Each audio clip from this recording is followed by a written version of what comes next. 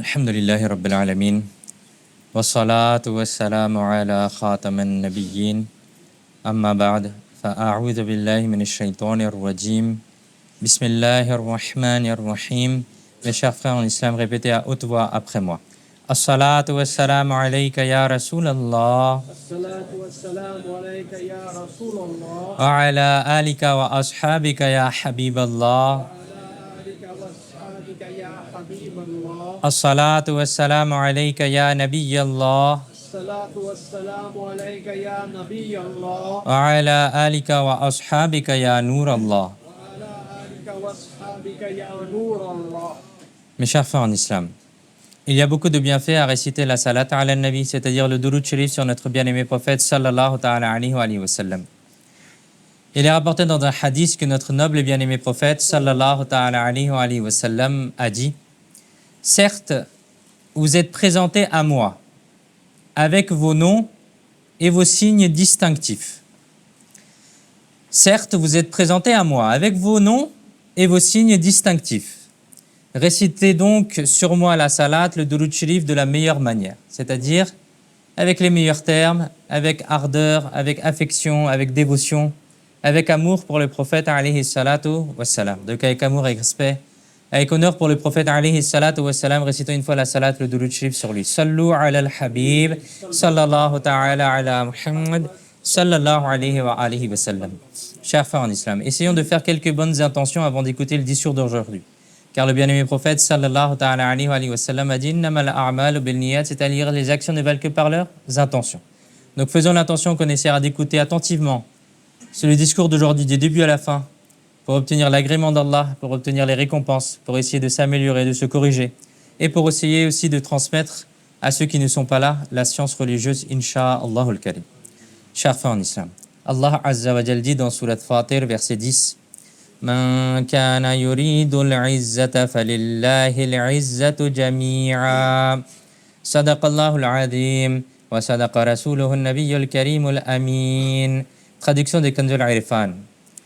Quiconque aspire à la dignité, celui qui veut la izza, la dignité, c'est-à-dire la respectabilité. Toute dignité est auprès d'Allah seul. Chers frères en islam, la izza, c'est une notion importante en islam. Parfois, dans ce monde un peu mondialisé, on perd parfois cette valeur-là, on perd parfois cette culture-là, qui est ce qu'on appelle la izza, l'honneur, le respect, la dignité. La dignité est l'un des fondements les plus importants de nos comportements sociaux, où on pourrait peut-être dire qu'elle en est le tout premier fonctionnement, le tout premier fondement. Nous prenons parfois la plupart de nos décisions de la vie courante sur la base de la izza, de la dignité, de l'honneur. Parfois, à l'occasion des mariages, certaines personnes vont emprunter de l'argent pour faire leur mariage. Pourquoi? Pour uniquement sauver la face, pour avoir une belle image, pour avoir la respectabilité auprès des gens, pour avoir l'honneur auprès des gens. Désormais, même parfois, dans nos pays ou parfois ici en France, s'il y a une janaza, s'il y a un décès dans le foyer, dans la maison, les membres de la famille vont agir avec réflexion, de peur qu'ils ne soient portés atteinte à leur dignité, à leur izza. Qu'est-ce qu'on invite? Comment on fait pour appeler tout le monde? Comment est-ce qu'on prévient les gens? Etc. De peur que les gens ne se froissent. Parfois, lorsqu'il s'agit d'acheter les vêtements ou de choisir des chaussures, on va réfléchir qu'est-ce que les gens vont penser. Qu'il faille établir le plan de la maison, acheter une maison, acheter quelque chose pour soi ou pour la famille. Qu'il y ait une réception à la maison ou une grande cérémonie. Où est-ce que je dois placer les gens? Comment est-ce que je dois les faire asseoir? Pour pas que les gens ne se froissent. Et pas que ma dignité ne soit atteinte. Bref, beaucoup de nos décisions se prennent parfois sur cette base-là. Que diront les gens? Et chez nous, certaines personnes ont aussi de l'anxiété sociale, c'est-à-dire qui a peur de voir leur dignité atteinte devant les gens. Qu'est-ce que les gens vont penser de moi? Si à leur arrivée, parfois dans la culture, on ne se lève pas pour leur adresser le salam, alors les personnes en face se fâchent. Elles disent « moi pas respecté, moi je suis plus grand, moi ceci, moi cela ». Et on a peur que les gens se froissent. Et s'il y a une réception, s'il y a quelque chose à la maison, où on doit aller quelque part et que l'on n'invite pas avec toutes les attentions certaines personnes, ces personnes-là se fâchent. Si l'on ne peut pas leur fournir une bonne chaise ou le meilleur endroit pour s'asseoir, alors ces personnes-là se fâchent. Si lorsqu'elles viennent à la maison, on ne peut pas leur offrir un bon repas et une bonne hospitalité, alors elles se fâchent. Si avec leur nom, on ne met pas 4 titres honorifiques, on ne dit pas monsieur, on ne dit pas son Altesse, on ne dit pas des mots honorifiques pour cette personne-là, alors elle se vexe parfois. Bref, dans la famille, combien y a-t-il de ce genre dont il faut prendre tout particulièrement soin de l'honneur? Parfois, il y a une cérémonie ou autre, on se retrouve même dans une grande difficulté. Il faut les servir particulièrement, il faut leur donner une attention particulière, etc. Tous les invités sont d'un côté et de l'autre, il y a ces personnes-là qu'il faut distinguer. Sinon, elles gâchent toute la cérémonie.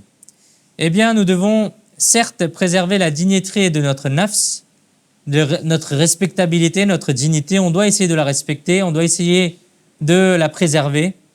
Cependant, les décisions que nous prenons dans notre vie, et en prenant la dignité pour fondement, l'aspiration à la dignité qui se trouve en nous, puis le fait que, pour gagner la dignité, la izza, nous y consacrons parfois toute notre vie. Aujourd'hui, mes chers frères, on va essayer d'aborder ce thème-là. Qu'est-ce que cette dignité? D'où est-ce qu'elle vient, cette dignité? Comment est-ce qu'on obtient la dignité, la izza? Tel est le sujet d'aujourd'hui. Mes chers frères en islam, nous avons entendu au début de ce discours une partie du verset 10 de Surat Fatir. Allah Azza wa Jal dit dans ce verset « Man kana yuridul izza » celui qui recherche la dignité, celui qui veut la respectabilité, l'honneur, le respect. Alors qu'est-ce qu'il doit faire? C'est-à-dire celui qui recherche la dignité, que cette dignité soit celle du bas monde, de la dunya, ou la dignité de la akhira, ou la dignité dans l'au-delà, au jour du jugement, lorsqu'on sera relevé. On n'aimera pas que nos péchés soient dévoilés aux yeux des gens.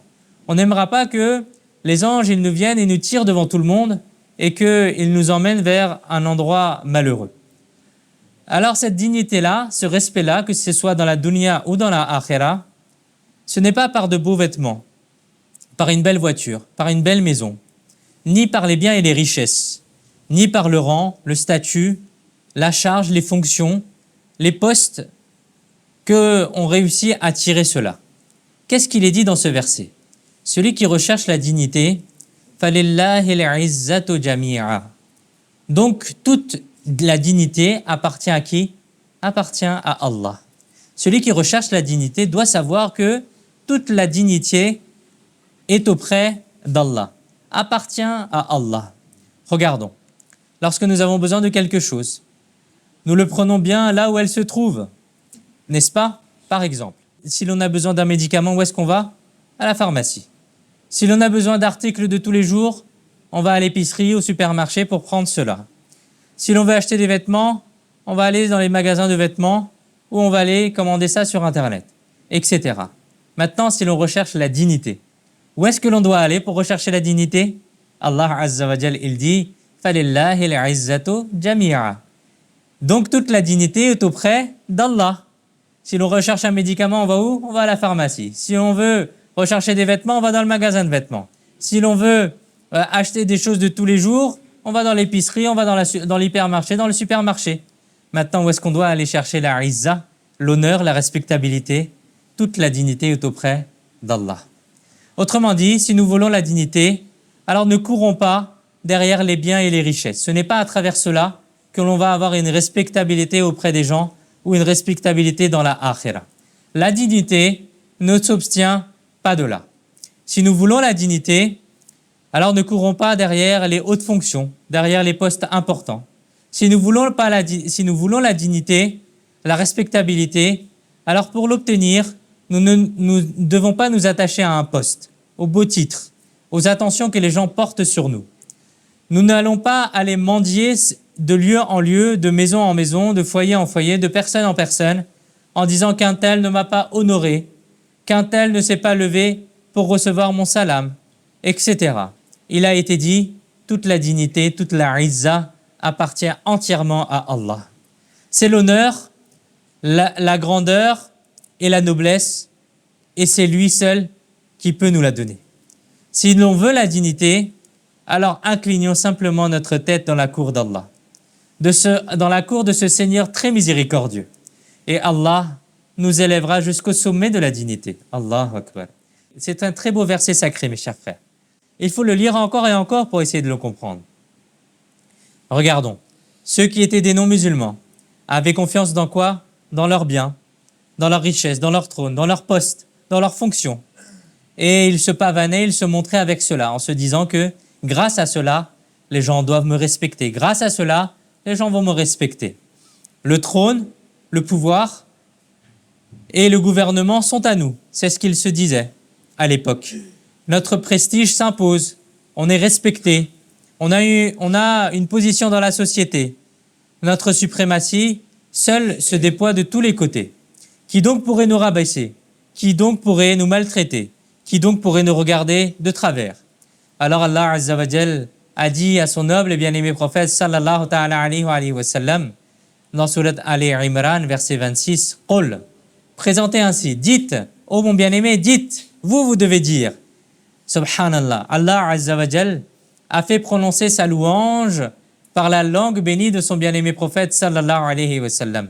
Alors Allah Azza wa Jal a dit à son bien-aimé de dire dans Surat Ali Imran verset 26, ô Allah, maître de la royauté, tu accordes la royauté à qui tu veux et tu retires la royauté à qui tu veux. Ô Allah, maître de la royauté, tu accordes la royauté à qui tu veux et tu retires la royauté à qui tu veux. Qu'il s'agisse d'un royaume ou d'un gouvernement, de couronne et de trône ou de haute fonction, Allah Azza wa Jal est le propriétaire de tout cela. Bien plus, le propriétaire de chaque parcelle de ce bas monde. Combien de très grands empires sont passés? Quel système solide ils avaient? Et aujourd'hui, ils ne sont plus existants. Il y avait personne ne pouvait même penser que cet empire aurait un jour une fin. Allah Azza wa Jal est le maître de la dignité et de la souveraineté. Lorsque Allah Azza wa Jal l'a voulu, ces empires, ces pays ont été dévastés et ils ont été anéantis. Puis, ils ont été conduits à leur extinction. Mes chers frères en islam, il est écrit un récit concernant la royauté, le trône, dans les livres. Il est écrit qu'il y avait un roi. Il avait une grande dignité. Il avait un très grand royaume, des serviteurs, une armée, des trésors. Il possédait tout pour diriger un empire. En face de son palais, du palais royal, se trouvait la petite cabane d'une vieille femme. Alors il est évident que dans l'esprit du roi, il y avait que j'ai un très beau palais, j'ai un très belle résidence. Et à la vue de cela, il y a une petite cabane autour qui fait tache, que je n'aime pas. Alors le roi, il a voulu racheter la parcelle de cette femme-là. Le roi dit à la femme de lui vendre ce terrain. Mais la vieille femme n'a pas cédé, n'a pas voulu le vendre. Alors puis un jour, la vieille femme est allée dans la forêt et elle a voulu faire quelque chose dans la forêt. Et le roi, pendant ce temps-là, il a vu que la vieille femme était partie. Alors il a donné l'ordre à ses soldats et il a fait détruire la cabane de la vieille femme. Et quand la vieille femme est revenue, elle a vu sa maison effondrée. Mais elle n'a rien fait. Elle n'est pas allée se plaindre à droite, à gauche, elle n'a pas pleuré pour cela. Qu'est-ce qu'elle a fait? Elle a simplement levé les mains vers le ciel pour demander à Allah Azza wa Jal, ou Allah Azza wa Jal, si je n'étais pas présente, toi tu étais en train de regarder ce qu'il se passait. Ce roi injuste a démoli ma maison. À peine cette vieille femme s'est plainte qu'au même moment, un tremblement de terre est arrivé. Et le palais du roi a été réduit en poussière. Allahu Akbar. C'est pourquoi il a été dit dans Surat Ali Imran, verset 26, tu accordes la royauté à qui tu veux et tu retires la royauté à qui tu veux. De plus, il a été dit dans Surat Ali Imran, verset 26, et tu élèves qui tu veux et tu humilies qui tu veux. Wa tu'izzu man tasha wa tudhillu man tasha biyadi al-khair innaka ala kulli shay'in qadir biyadika al-khair innaka ala kulli shay'in qadir. Et tu élèves qui tu veux et tu humilies qui tu veux. Tout le bien est en ton pouvoir. En vérité, tu as pouvoir sur toute chose. Subhanallah. Nous apprenons donc que la izza, la dignité, est aussi accordée par Allah. Et si l'humiliation atteint quelqu'un, cela aussi vient de la part d'Allah. Il est dit dans le noble Coran, dans Surat Maryam, verset 81, « Et ils ont prié en dehors d'Allah d'autres divinités, afin que celles-ci leur donnent de la force. » C'est-à-dire que les non-musulmans, les mushrikines de Mecca, qui délaissant Allah Azza wa Jal et qui adoraient de faux divinités, de faux dieux, pourquoi est-ce qu'ils faisaient cela? Il a été dit « Liyakunu lahum izza » afin qu'il leur apporte la izza, la dignité, la puissance. Allahu Akbar. C'est-à-dire qu'en recherchant la dignité, la izza, ils inclinaient la tête devant de faux dieux. Mais est-ce qu'ils ont réussi à obtenir la dignité, les mushrikines de Mecca? Non, ils ne l'ont pas obtenue. Les mushrikines de Mecca à l'époque se sont prosternés devant des centaines de faux dieux, ont frotté leur front sur le sol et, à cause de ces statues faites de pierre, ils ont nourri de l'hostilité envers notre noble et bien-aimé prophète sallallahu ta'ala alayhi wa sallam. Ils sont permis d'être insolents, d'être irrespectueux envers le bien-aimé prophète sallallahu ta'ala alayhi wa sallam. Ils ont infligé aux musulmans des oppressions, des maltraitances, des cruautés, au point que les musulmans ont dû faire la hijra, ont dû aller de Makkatul Mukarrama vers Madinatul Munawwara. Finalement, qu'est-ce qu'il est arrivé? Est-ce qu'ils ont obtenu la dignité? Non, ils n'ont pas obtenu la dignité. Utba, Shayba, Abu Jahl, Abu Lahab ont tous subi l'humiliation et sont morts comme cela. Il est écrit dans les livres que Abu Lahab, qui manquait de respect à notre noble et bien-aimé prophète sallallahu ta'ala alayhi wa sallam, et qui, ma'adallah, qu'Allah Azza wa Jal nous en préserve, faisait pleuvoir des pierres sur votre corps béni, a été atteint d'une très mauvaise maladie. La maladie était si grave qu'une mauvaise odeur se dégageait de son corps de Abu Lahab. Finalement, Abu Lahab est mort de cette même maladie, en souffrant énormément. Et ses propres fils n'osaient pas s'approcher de son corps. Et ainsi, pendant plusieurs jours, son cadavre est resté posé là et a commencé à pourrir. Puis, lorsque la mauvaise odeur a commencé à se répandre, par peur de ce que les gens auraient pu dire, par crainte des reproches des gens, ils ont placé le cadavre d'Abu Lahab dans une fosse et ils ont jeté des pierres par-dessus. Allahu Akbar. Voilà comment la izza n'a pas été obtenue par Abu Lahab. Il recherchait la izza dans autre chose que Allah. Et de la même manière, si on réfléchit à Namrud, comment est-ce qu'il est mort? Namrud, qu'il disait, lorsqu'un ange est arrivé auprès de lui, il lui dit d'adorer Allah. Alors il a dit, mais quel Allah? C'est moi Allah, c'est moi, na'udhu billah, le Dieu. C'est moi, na'udhu billah, celui qui a créé toute chose, na'udhu billah. Et comment est-ce qu'il est mort, Namrud? Namrud, par un simple moustique, on lui a enlevé tout honneur, toute dignité. Il avait le pouvoir, il avait toute chose, il pouvait remercier Allah pour tout cela. Il aurait pu avoir la izza s'il continuait, s'il avait fait tauba et qu'il était rentré dans la servitude d'Allah, être au service d'Allah. Mais comment est-ce qu'il est mort? Par un simple moustique, qui lui rentre dans le nez et qui lui mordait à chaque fois, qui lui mangeait à chaque fois le cerveau. Et dès qu'il se tapait, et soit il frappait une chaussure, soit un bâton sur la tête, là le moustique arrêtait un petit peu. Et il est rapporté dans certaines versions que pendant 400 ans, il a dû faire cela. Chaque fois un serviteur rentrait dans sa cour, il devait le frapper pour qu'il puisse avoir un peu de repos. Voilà comment Allah Azza wa Jal lui a enlevé toute sa izza, toute sa dignité. Mes chers frères en islam, Allah Azza wa Jal dit dans Surat Yunus verset 65, traduction, et ne t'afflige pas de leurs paroles, et ne sois pas triste, ya Rasulallah, de leurs paroles. Certes, Allah est le maître de toute dignité. C'est-à-dire, ô bien-aimé, sallallahu alayhi wa sallam, que ces mushrikines qui vous manquent de respect, qui lancent des moqueries et emploient à votre sujet des mauvaises paroles, des paroles irrespectueuses, ne vous plongent pas dans la tristesse, car innal izzata lillahi jami'a. Toute la dignité appartient à Allah. Certes, toute la dignité entière appartient à Allah. Ces gens sont humiliés et dégradés. Votre dignité est déjà extrêmement élevée et elle s'élèvera encore davantage. Regardons encore aujourd'hui, plus de 1400 ans après, nous parlons encore de notre noble et bien-aimé prophète sallallahu alayhi wa sallam, avec amour, avec respect, avec honneur. Allahu Akbar. Il est rapporté, mes chers frères, comment est-ce que Allah honore les gens? Regardons, c'était à l'occasion de la conquête de Makkatul Mukarrama.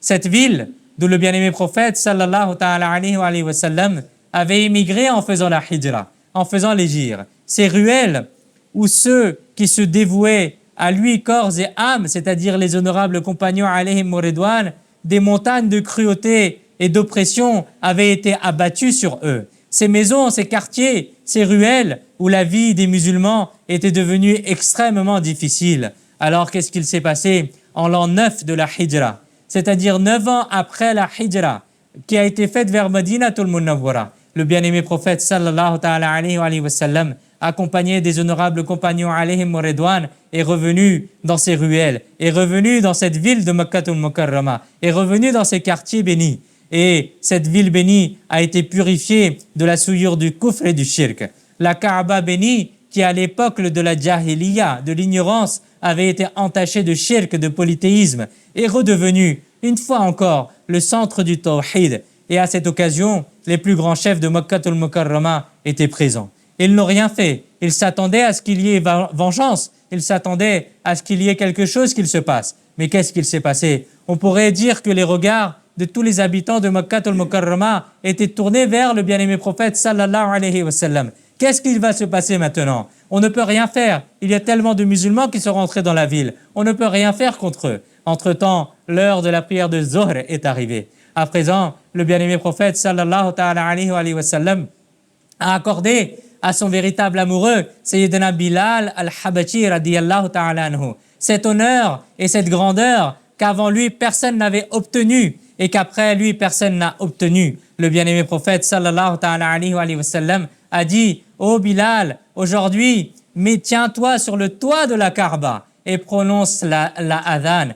Fais la adhan, mais ne te mets pas en bas. Aujourd'hui, tu vas monter sur le toit de la Kaaba. Toi qui avais avant été l'esclave des mouchriquines de Mecca, toi qui avais été soumis à d'énormes oppressions, toi sur lequel des montagnes d'oppression avaient été descendues, toi qui avais eu d'énormes problèmes, toi sur lequel on avait mis des pierres très lourdes sur ton ventre, toi qu'on avait attaché sur le sable brûlant d'Arabie, eh bien aujourd'hui, toi, Allah Azza wa Jal va te redonner l'honneur. Toi, aujourd'hui, Allah Azza wa Jal va te mettre sur un honneur que personne n'a eu. Toi, aujourd'hui, tu vas monter sur le toit de la Kaaba. Et tous les mouchriquines de Mecca vont regarder cela. Voilà le message qu'il y avait derrière cela. Lui qui, dans cette même ville, a été traité en tant qu'esclave. Lui qui, dans cette noble Mecca, était allongé sur le sable brûlant et sur qui l'on placé des lourdes pierres. Lui sur qui, dans les ruelles de Mecca, on jetait des pierres. Ce même Sayyidina Bilal, radiyallahu ta'ala anhu, est aujourd'hui monté sur le toit de la Kaaba. Allahu Akbar. C'est pour ainsi dire un message silencieux adressé à tous les chefs de Mecca, à tous les chefs mouchriquines de Mecca. Cette distinction entre l'esclave et la liberté, entre le Habashi, entre l'Abyssin et vous, c'est vous-même qui l'avez inventé. Autrement, en réalité, tous sont les serviteurs d'Allah. Tous font partie de la descendance de Sayyidina Adam et Hawa rahmatullahi alayhi. Le critère de la dignité n'est ni la couleur, ni la lignée, mais l'acceptation auprès d'Allah. Celui qui est agréé dans la cour d'Allah, celui qui s'attache humblement au bien-aimé prophète sallallahu ta'ala alayhi wa sallam, même s'il est habashi, même s'il est abyssin, du point de vue de l'origine, Allah est son messager, le comble d'une telle dignité que même les plus grands dirigeants le regardent avec le plus grand respect. Eh bien, Sayyidina Bilal radiyallahu ta'ala anhu est monté sur le toit de la Kaaba al-Sharif et a commencé à réciter la adhan. Ensuite, voici ce qu'il s'est passé. Lorsque, en récitant le adhan, Sayyidina Bilal radiyallahu ta'ala anhu est arrivé à Shahadu anna Muhammadur Rasulullah sallallahu alayhi wa sallam. Alors Sayyidina Bilal radiyallahu ta'ala anhu a alors élevé encore plus la voix, a augmenté sa voix. Et il est rapporté qu'il a élevé sa voix au plus haut qu'elle pouvait être. C'est-à-dire que Sayyidina Bilal, radiyallahu ta'ala anhu, a récité avec toute la force qu'il pouvait déployer, avec la voix la plus haute qu'il pouvait entendre.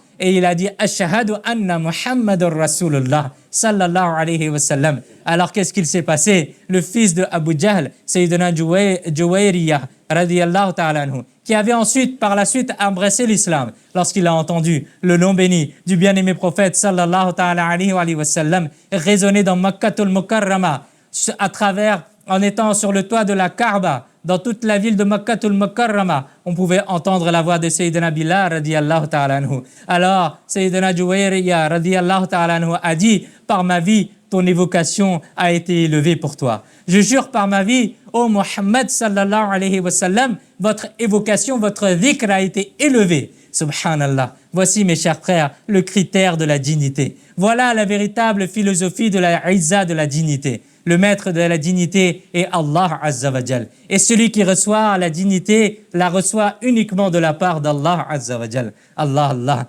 Écoutons une clarification. L'A'mari, c'est-à-dire dans ce mot que Sayyidina Juwayriya radiyallahu ta'ala anhu a dit, il a juré par sa vie. Cette expression était une expression des Arabes. Il parlait généralement de cette manière-là.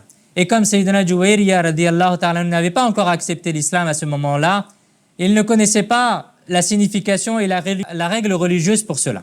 Autrement, en islam, il n'est pas permis de jurer par qui que ce soit en dehors d'Allah. Par exemple, je jure par mes enfants, je jure par ma mère, je jure sur ma tête, je jure sur la tête d'un tel, je jure sur mes parents, mes grands-parents, etc. Toutes ces manières-là, il faut savoir qu'il n'est pas autorisé de le faire. On ne peut jurer que par Allah en islam. Mes chers frères en islam, dans Surat Al-Hajj, verset 18, Allah Azza wa Jal, il dit « وَمَنْ يُهِنِّ اللَّهُ فَمَا لَهُ مِنْ مُكْرِمٍ » Et celui qu'Allah humilie, nul ne peut lui accorder la dignité. Dans le tafsir Siratul Jinan, il est dit sous ce verset que il est apparu clairement que la dignité et la renommée, la respectabilité ne sont l'héritage d'aucun peuple, ni d'aucun individu. De sorte qu'un serviteur, quels que soient les méfaits qu'il commette, qu'il remplisse le registre de ses actes de péché, que son caractère soit entaché de la désobéissance, malgré cela, est-ce qu'il vivra une vie de dignité? Non, non, car la izza est auprès d'Allah. Il n'en est pas ainsi. Mais celui qui, par sa moralité, sa conduite, ses bonnes actions, par la bienveillance, par la compassion, se montre digne de dignité, alors Allah lui accorde aussi la dignité. Et celui qui demeure continuellement plongé dans la désobéissance est jeté dans le profond trou de l'humiliation. Nous apprenons donc que toute la dignité appartient à Allah et qu'elle vient de lui. Et comment s'obtient-elle? En délaissant le péché, en adoptant l'obéissance à Allah, en adoptant la taqwa, la crainte d'Allah, car la désobéissance ne procure pas la dignité et les péchés ne procurent pas la izza, la dignité. Sayyidina Jubayr ibn Nufayr, rahmatullahi alayhi, a dit, lorsque les musulmans ont conquis Chypre, ont conquis cette région-là, j'ai vu le compagnon du prophète, Sayyidina Abu Darda, radiyallahu ta'ala anhu, assis à l'écart et en pleurs. Je me suis présenté à son service et j'ai dit, mon cher, aujourd'hui, Allah nous a accordé la victoire, c'est-à-dire qu'aujourd'hui est un jour de joie. Alors vous versez des larmes, vous? Sayyidina Abu Darda, radiyallahu ta'ala anhu, a répondu, ô Jubayr, réfléchis donc. Celui qui désobéit à Allah, combien il devient sans considération devant son Seigneur. Les habitants de Chypre jouissaient d'une situation de domination et de dignité. Ils ont abandonné les commandements d'Allah et ont désobéi à leur Seigneur. Alors ils en sont arrivés à cet état qu'aujourd'hui ils ont été vaincus et sont rentrés dans l'humiliation totale. Allahu Akbar. Chers frères en islam, nous apprenons donc que la dignité se trouve uniquement dans l'obéissance à Allah. Et celui qui désobéit à Allah demeure humilié et déshonoré. Ah, aujourd'hui parmi nous, les gens adoptent plein de choses, imitent les gens, imitent leur comportement, imitent leur manière de s'habiller et adoptent sans cesse de nouvelles modes, en pensant que notre dignité se trouve là-dedans. Non, chers frères en islam, non, la dignité ne peut être obtenue qu'en suivant les commandements d'Allah. La dignité s'obtient à la porte d'Allah. Il est dit dans le noble Coran, dans Surat An-Nisa, verset 139, traduction, cherche-t-il auprès de la dignité? Or, Allah est le maître de toute dignité. C'est-à-dire, ces gens cherchent-ils la dignité auprès d'autres personnes? Retenez bien que la dignité se trouve dans la cour d'Allah. Abandonnez donc les autres chemins et présentez-vous dans la cour d'Allah. Toute la dignité se trouve ici, mes chers frères. Il est rapporté, mes chers frères, que Sayyidina Habib al-Ajami, rahmatullahi alayhi, a été un très grand saint, un wali Allah accompli, un kamel wali Allah. Vous étiez originaire de la ville de Bassora. Avant de faire tauba, avant de faire votre repentance, vous étiez très riche et vous prêtiez de l'argent avec du riba, avec de l'usure.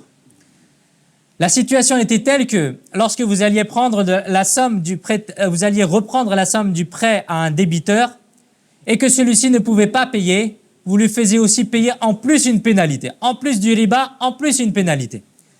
pour le temps perdu. Une fois, vous vous êtes rendu chez un débiteur, puis vous avez frappé à sa porte. Le débiteur n'était pas présent à la maison, mais sa femme était là. Alors sa femme a dit « Mon mari n'est pas à la maison et je n'ai pas non plus d'argent à vous donner. Mais aujourd'hui, nous avons abattu une chèvre. Toute sa viande est terminée. Seule la tête reste. Si vous voulez, vous pouvez l'emporter. » Habib al-Ajami, rahmatullahi alayh, a pris la tête de la chèvre et est rentré à la maison. Il a dit à son épouse « Fais-la cuire. » Son épouse a répondu « Il n'y a pas de bois à la maison, il n'y a aucune provision, comment est-ce que je vais cuire ?» Alors il est allé aussi à chercher du bois et d'autres choses directement dans les maisons des débiteurs, à qui devait de l'argent. Son épouse a mis la marmite à cuire.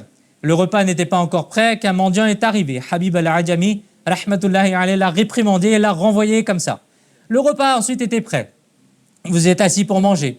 Mais dès que l'épouse a ouvert la marmite, elle y a trouvé à la place de la tête de la chèvre du sang et rien que du sang. Alors l'épouse s'est mise à crier. Regarde le résultat de ton avarice. Regarde le résultat de tes actes. La marmite est maintenant remplie de sang. Le fait que la marmite se soit ainsi changée en sang était comme un avertissement de la puissance de la qudra d'Allah. Que Sayyidina Habib al-Ajami rahmatullahi alayh a pris au sérieux et il a aussitôt pris la ferme résolution d'abandonner tous ses péchés.